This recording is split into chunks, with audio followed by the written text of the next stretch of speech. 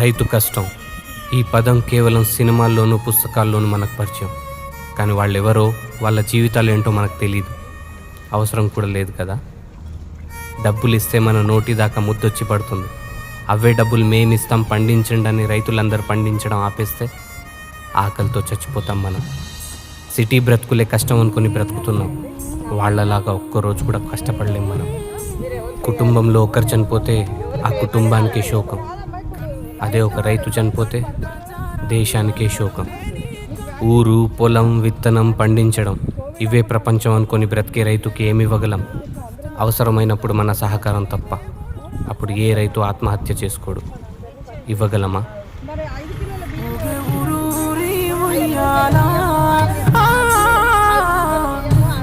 తల్లి ఒడిలో రేవంత్